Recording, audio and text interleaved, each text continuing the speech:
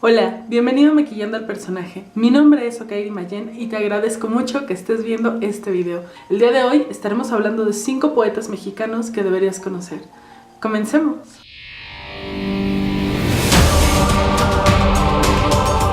Lo primero que me gustaría aclarar es que no llevan un orden jerárquico ni por talento, tampoco cronológico. Simplemente llevan un seguimiento por aparición. También, en esta ocasión, elegí solo hacer un conteo de hombres.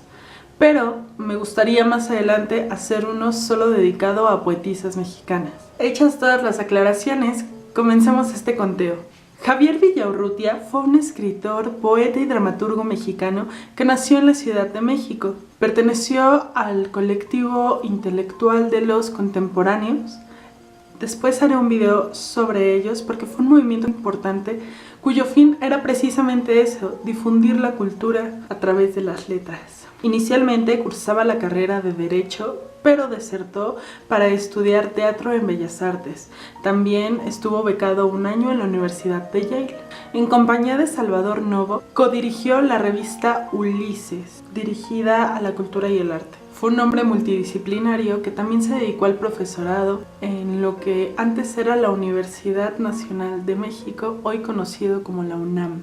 Fue jefe teatral del Departamento de Bellas Artes. Este conteo lo incluye porque su obra poética, aunque breve, fue contundente y muy significativa.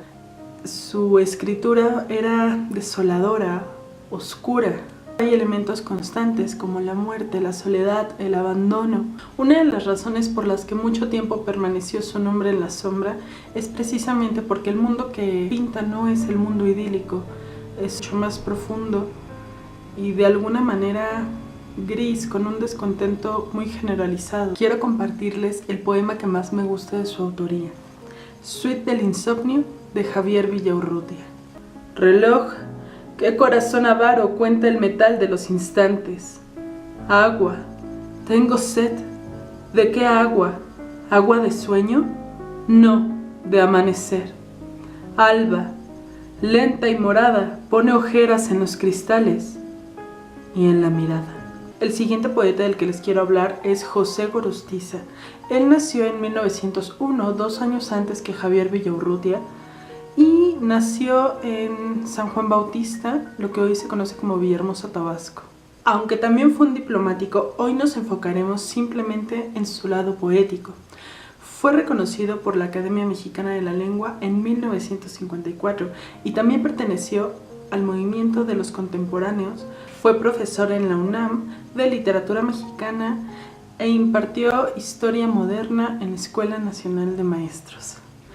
También se desarrolló como jefe de Departamento de Bellas Artes de la SEP. Dentro del rubro se dio a conocer como el poeta de la inteligencia debido a que su obra, pese a estar escrita con simpleza, escondía una gran reinterpretación. También escribió prosa y teatro. De hecho, recibió el Premio de Literatura de Mazatlán en 1964. Y otro premio que recibió fue el Premio Nacional en Ciencias y Artes en Literatura en 1968.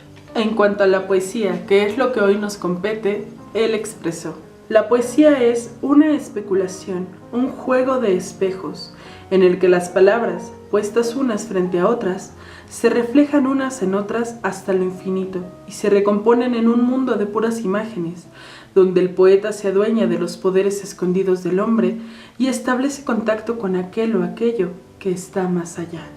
En su escritura los temas recurrentes eran la vida, la muerte, el amor y Dios. Se podría decir que su obra cumbre fue Muerte sin fin.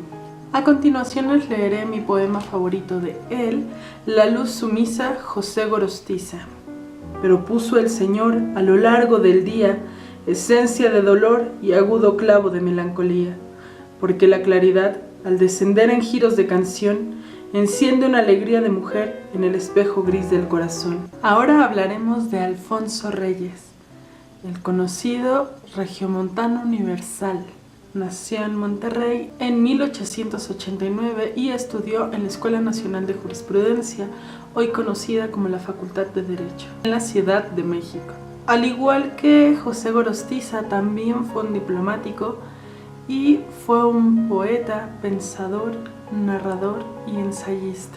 En colaboración de otros escritores e intelectuales, fundó el Ateneo de la Juventud, donde se discutían temas de literatura y también se estudiaba a los clásicos griegos. Como ven, estos grupos eran muy usuales. Es algo parecido a lo que hoy hacemos con las redes sociales, que nos agrupamos con personas que tengan intereses similares a los nuestros, o nos afiliamos a páginas que compartan cosas que son inquietudes, pero antes no había eso.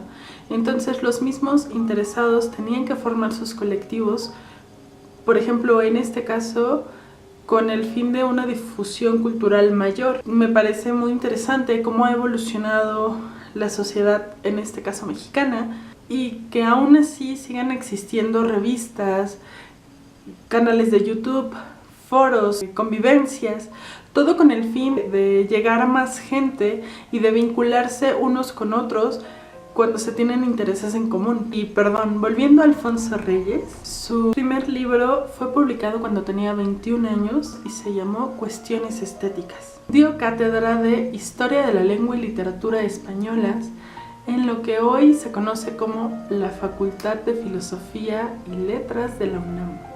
Yéndonos a un nivel más personal, su familia estuvo muy involucrada en la época porfiriana y de hecho su padre tiene una gran aparición en la Decena Trágica o el golpe de estado contra Madero.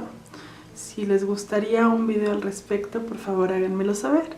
Pero toda esta cuestión de guerra y posguerra marcó la vida de Alfonso Reyes, tanto de forma directa como de forma indirecta. De forma directa porque pues su familia estaba involucrada y era muy cercana a Porfirio, y también de forma indirecta porque toda su generación se vio marcada por todos esos cambios revolucionarios y posrevolucionarios. Debido a todo este clima político que se vivía en México, se va primero a Francia y después a España.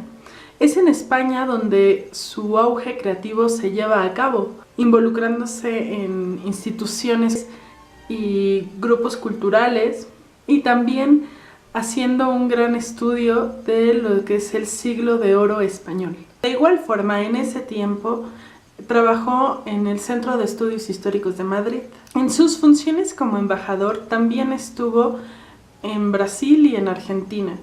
Y cuando volvió a México, presidió la Casa de España en México, hoy conocida como Colegio de México. En 1945 recibió el Premio Nacional de Literatura en México y también fue miembro de la Academia Mexicana de la Lengua. Otro de los puntos importantes en cuanto a su carrera en letras es el haber sido nombrado doctor honoris causa de varias universidades, entre ellas la Universidad de Princeton, la de Berkeley, California, y la Sorbona de París. Reyes era un apasionado del conocimiento que también se destacó como traductor. A todos los lugares que iba, intentaba hacer aportaciones e involucrarse en la cultura del país. Y bueno, como en los dos casos anteriores, les quiero compartir el poema que más me gusta de Alfonso Reyes, Quédate callado.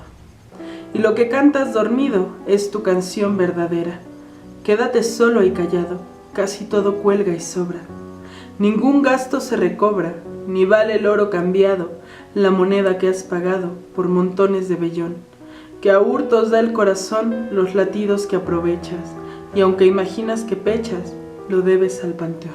El siguiente en este top es Manuel Acuña, quien nació en 1849 en Saltillo, Coahuila. Como les venía comentando, crear forums o puntos de encuentro para la discusión era algo común en aquellos tiempos. Entonces, en el exconvento de San Jerónimo, él creó la Sociedad Literaria Nezahualcóyotl, y los trabajos que se hacían en la sociedad se publicaron en la revista Anáhuac. En el suplemento del periódico La Iberia publicó algunos de sus poemas. Era un gran estudioso. En la Ciudad de México estudió matemáticas, latín, francés y filosofía. En 1868 se matricula en medicina, carrera que lamentablemente no concluye debido a su suicidio cuando tenía 24 años. A lo largo del tiempo ha generado gran polémica. Aseguran que fue debido al amor no correspondido por Rosario de la Peña. Su poema más popular, Nocturno, o Nocturno para Rosario o Nocturno a Rosario, es sin duda fiel testimonio del amor que él sentía por ella. En cuanto a su muerte, no hubo duda de que se tratase de un suicidio debido a la nota final que él dejó, la cual dice: lo menos sería entrar en detalles sobre la causa de mi muerte, pero no creo que le importe a ninguno. Basta con saber que yo mismo soy el culpable. Y es que varios de sus amigos y vecinos atestiguaron que estaba obsesionado con el tema del suicidio y de la muerte en general.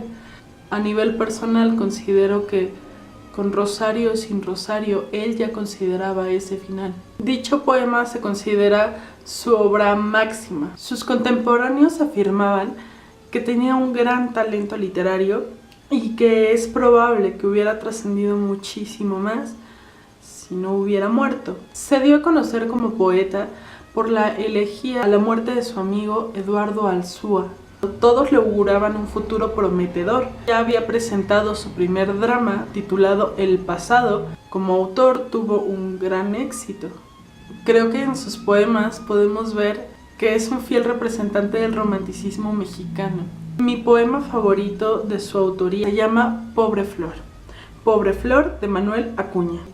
Y por eso sin galas me marchito, triste aquí siempre llorando en mi dolor, maldito, siempre así, habló la flor, yo gemí, era igual a la memoria de mi amor.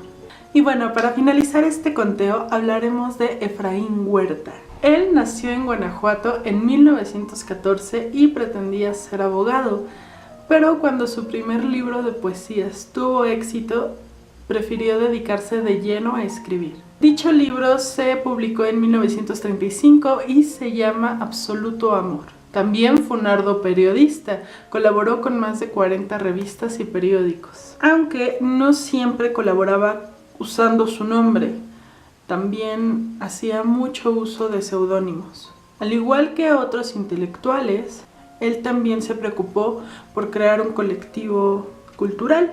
En este caso, acompañado de Octavio Paz y Neftalí Beltrán, creó Taller. Este colectivo funcionaría de 1938 a 1941. Quizá lo que lo hace aún más trascendental es que se le considera el creador del poemínimo. En la pantalla te estaré dejando algunos ejemplos. Sería el equivalente al microcuento, muy pocas palabras, crear un poema estético, cargado con ironía, sarcasmo, reflexión de la vida diaria y en sus particularidades tiende a ser coloquial. Al igual que otros mencionados, él también tenía un sobrenombre y era el Gran Cocodrilo. Ganó el premio Javier Villaurrutia en 1975. Un dato curioso del poeta es que su nombre era Efrén, no Efraín, pero él lo cambió en sus años de juventud porque le parecía que sonaba mejor. Era un apasionado del dibujo y trató de entrar a la Academia San Carlos, no pudo hacerlo. Fue un amigo muy cercano de Octavio Paz, reconocido premio Nobel mexicano. Sin embargo, esta amistad no llegó a la edad adulta por discrepancias políticas. Su primer poema, titulado El Bajío, fue publicado en el periódico La Lucha. Dentro de sus letras hay una evolución y revolución. Primero, su escritura fue pulcrísima, llena de puntos líricos muy abstractos, refinados, para después volverse más coloquial, algo que rompía el esquema y el paradigma de lo que es o no poesía, y sin embargo sus letras seguían dando en el punto. Y después tuvo otra revolución que fue justamente cuando creó el poemínimo. Los temas que más trató dentro de su obra poética fue el alba, esa pequeña luz antes del amanecer, el amor, la guerra y la rebeldía contra la injusticia social. Otra de sus curiosidades es que en algún tiempo fue crítico cinematográfico. En 1976 fue el Premio Nacional de Poesía. De él te compartiré el primer canto de abandono, por Efraín Huerta. Mi voz es el resumen de todos los insomnios, mi adolescencia mediocre y sencilla, como una ceniza palpitante.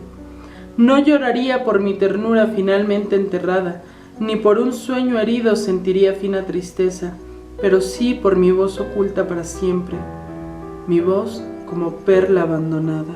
Ese fue el primer canto de abandono. Te estaré dejando los demás en un link aquí abajito, en la cajita de la descripción, por si gustas leerlos. Todos son muy buenos. Finalmente, mis recomendaciones de la semana. Como película, Los Tres García es una obra cinematográfica mexicana de mediados de los años 40. Cuenta con actores como Sara García, Abel Salazar, Pedro Infante, Marga López, y refleja mucho lo que era la idiosincrasia mexicana de aquellos años, además de que hace una mención directa de Manuel Acuña. Y como libros, Los Hombres del Alba de Efraín Huerta de 1944, probablemente su obra cumbre, y Nostalgia de la Muerte de Javier Villaurrutia de 1938. Este último, en palabras del autor, en él aparecen temas que son capitalmente interesantes para mí: la muerte y la angustia del hombre ante la nada, una angustia que da una peculiar serenidad. Creo que con eso te puedes dar una idea general de lo que puedes esperar de ese libro. Y bueno, creo que eso concluye este conteo. Ojalá que te haya entretenido. Muchísimas gracias por ver este video. Te recuerdo que te dejo algunos de los links a algunos de los poemas de estos autores en la cajita de la descripción. Muchas gracias por tu tiempo y tu atención. Mi nombre es Okairi Mayen. Te dejo por aquí mis redes. En todas me encuentras como OkairiM. Nos vemos el domingo.